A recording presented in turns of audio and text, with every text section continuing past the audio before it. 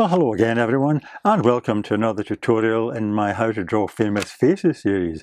Before we start, of course, if you could subscribe, that would be great. Thank you very much. And also, remember to ring that little bell icon. Okay, so the famous face I'm going to draw today is that of Dracula, portrayed by Christopher Lee, probably the most famous Dracula, and certainly the most physically imposing Dracula. He first starred as Dracula in the Hammer film Horror of Dracula in 1958.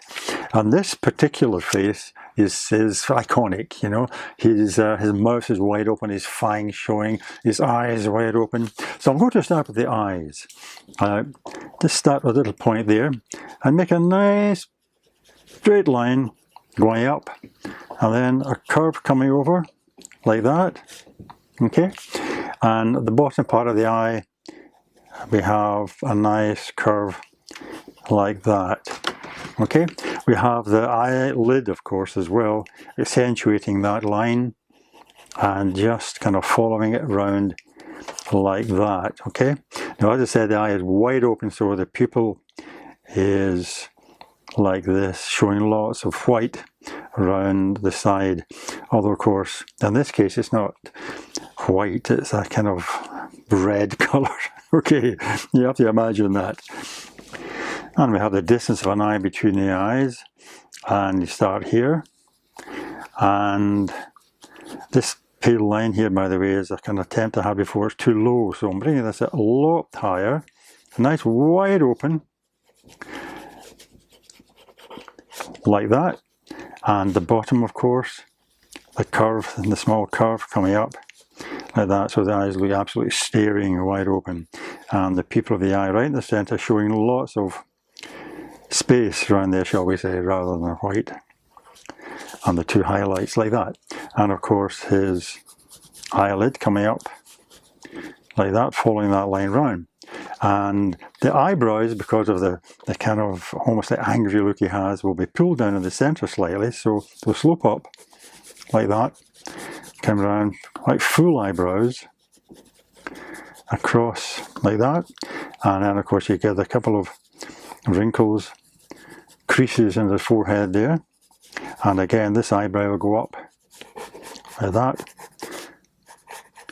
and then around the side of the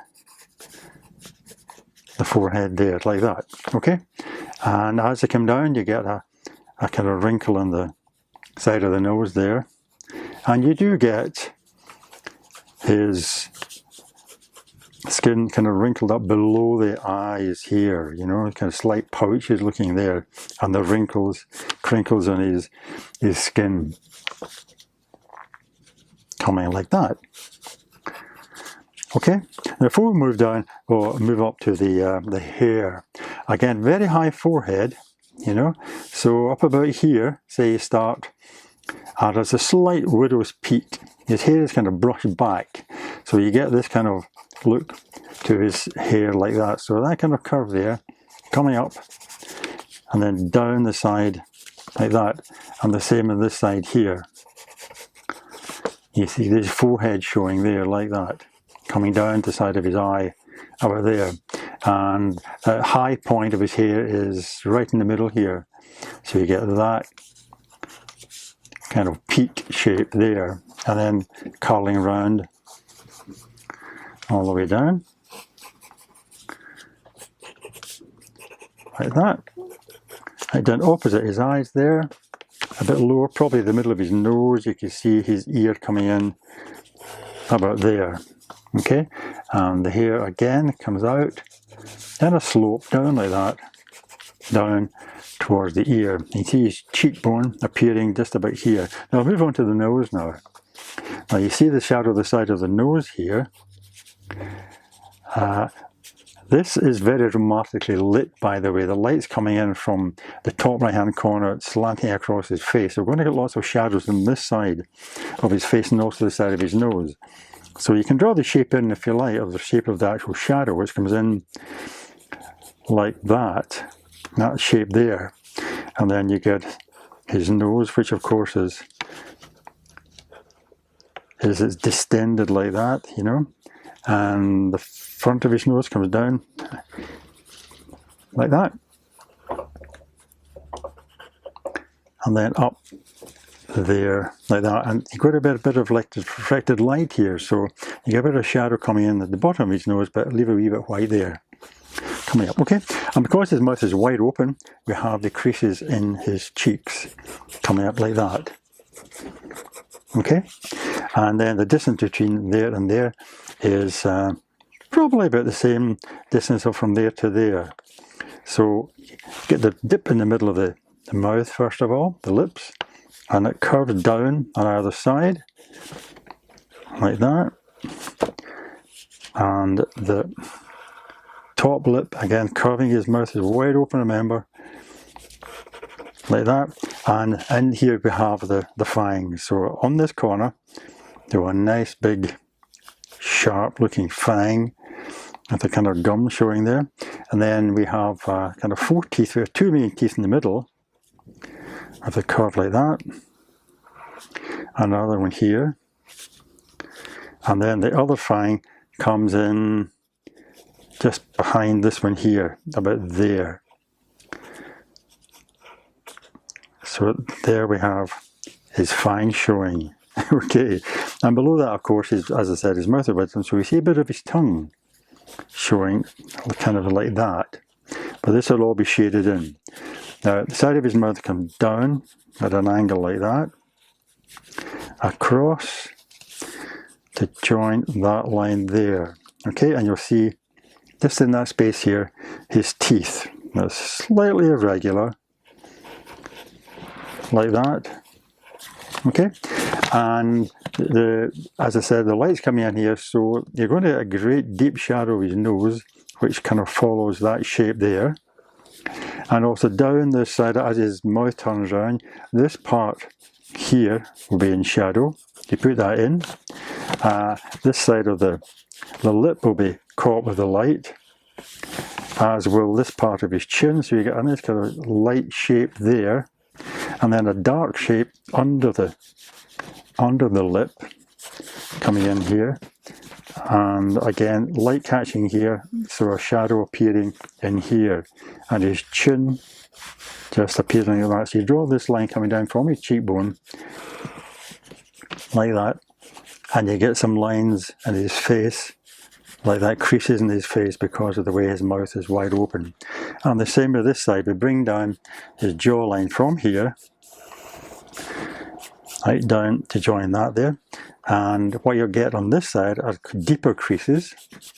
You get a crease coming in about there like that, and another one coming in there to join the shadow which is coming across the bottom part of his chin here, and then you'll get a bit of shadow caught here, and then round that side of his forehead, with the eye coming up like that, and also round the cheekbone here you're going to get a nice bit of shadow following that line coming down to join this crease here and that one there.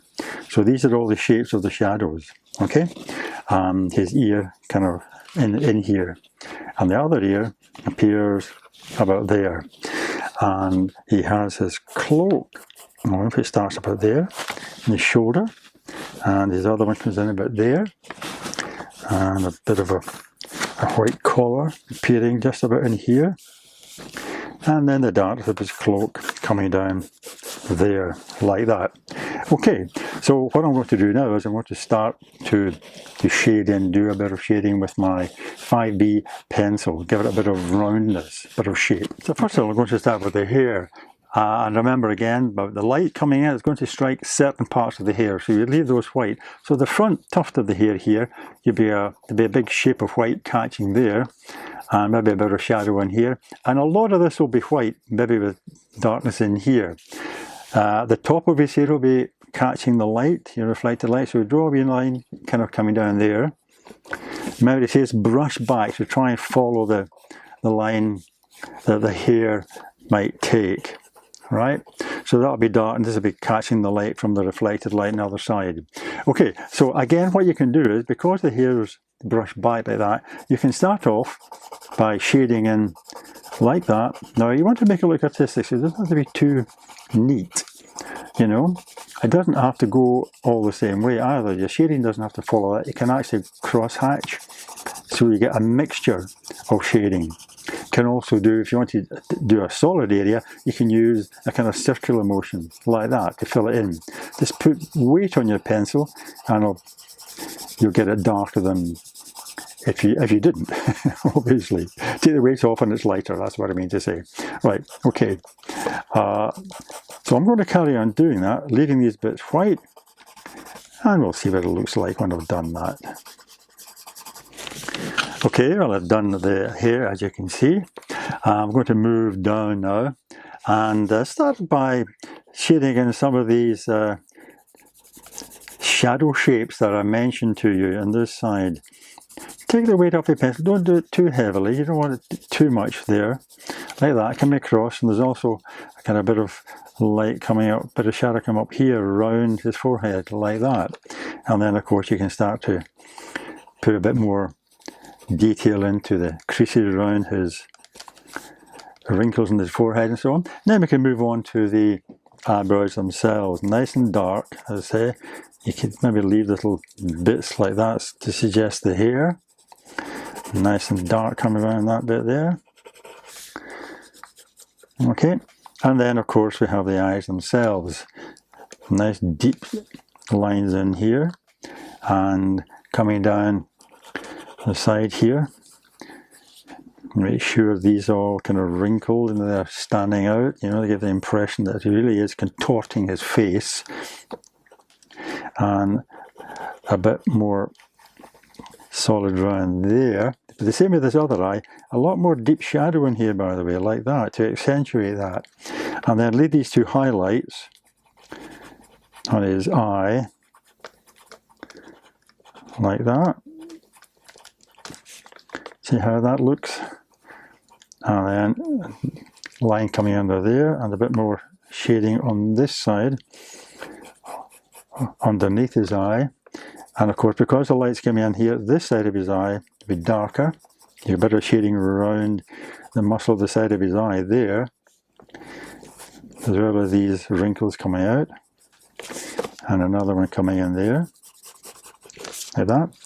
And the eye, of course, looks very white just now, so if you want to get an impression that it's red, just shade it in a bit, like that. Okay, now we're going to do exactly the same with this eye. Right, moving down, we've done that, moving down the side of the nose now. And as I said, remember the light's coming in from here, so this side will be in shadow. So we shade that in there. And of course around the tip of his nose, as I said, there's a shadow leaving a bit right there, coming up that side. And the flared nostrils coming in like that. And a bit more deep shadow in here. Coming around like that, and you'll be an indication of this side of the nose coming in here. This probably is in here, like that, coming in about there, like that, give a sensation of the shape of his nose there, okay? And then we're shading down the crease down the side of his mouth now, his cheek. And as remember I told you about this nice deep shadow under the nose here, so we can shade that in.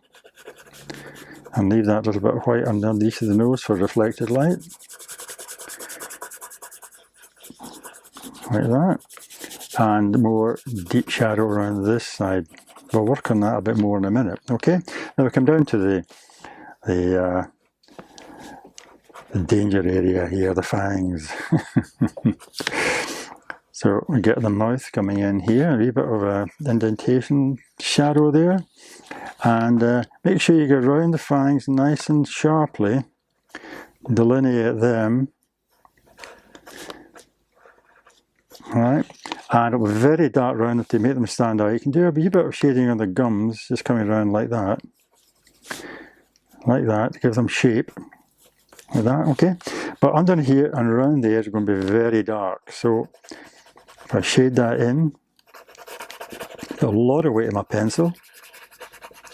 That's the indentation of the tongue, so that takes some of the darkness there.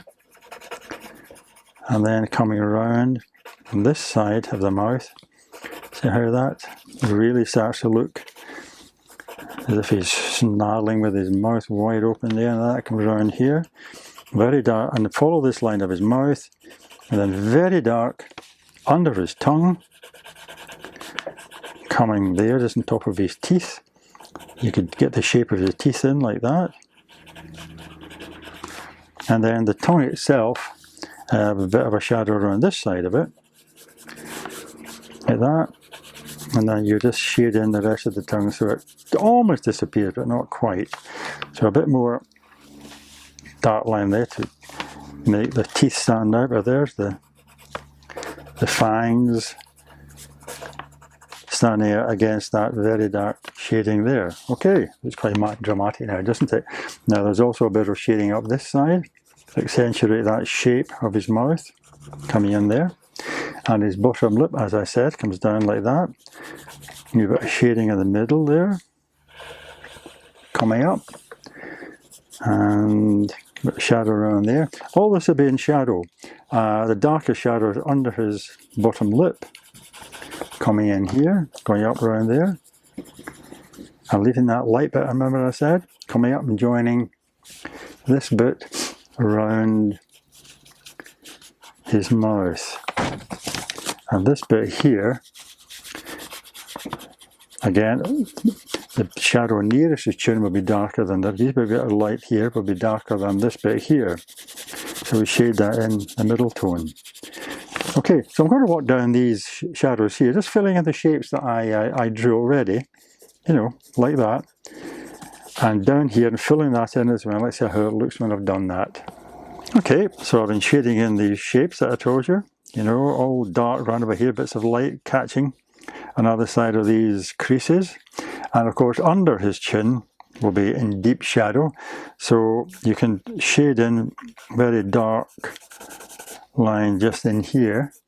And see this light here, this light's catching it, it goes right across to his neck, a little bit of light caught on his neck as well. So you leave a bit of light in there. But up to that point, you can shade it in very dark. Like that, makes the chin stand out, and round the neck here, then round the collar of the shirt coming in like that. The shirt itself is white, of course, but it will be in shadow, so you can just kind of very briefly shade it in like that. And then the cloak, nice and black. Okay, so I'm going to fill that in, and that's probably it. Okay, so I'm just finishing it off now, like that. And there we have a nice dramatic sketch representation of Christopher Lee as Dracula, as he starred in the 1958 Hammer movie Horror of Dracula. He actually played Dracula 10 times, 7 for Hammer, and he was probably one of the most famous. Right, okay, well I hope you enjoyed that, and I hope you can join me again for another tutorial very soon. But in the meantime, of course, all the best and happy drawing.